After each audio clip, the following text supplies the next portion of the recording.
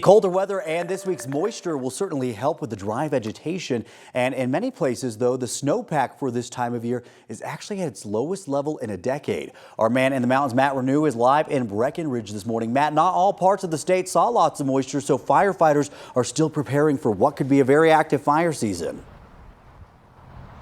You're right, Jordan. A lot of that prep work here is to do fire mitigation efforts, removing trees from around neighborhoods, work that's already credited with protecting one Breckenridge community. Now they're also starting up a program where firefighters are loaning out power tools so homeowners can clear vegetation from around their houses. All this when there are a lot of questions about this summer, not only with the snowpack, but vegetation and what federal cuts will mean for future mitigation projects and federal firefighting resources. In the Breckenridge, Wellington neighborhood, full-time ownership and full-time residents. Matthew Benedict with the Red, White, and Blue Fire Department says mitigation work to reduce trees in a 100-acre pocket near homes right up against this neighborhood helped save many of them after a fire broke out here last summer. And that's the big change when we do these big treatments.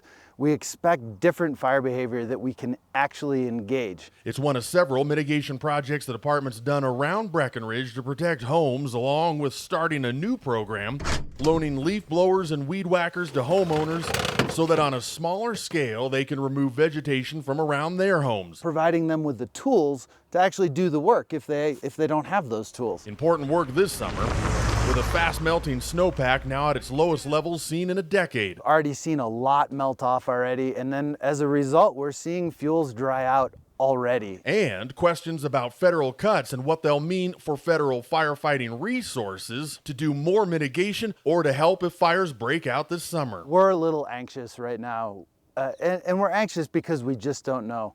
We've established amazing relationships with the U.S. Forest Service and the people there. And these treatments like this require the right people in the right place. And that's what we're nervous about.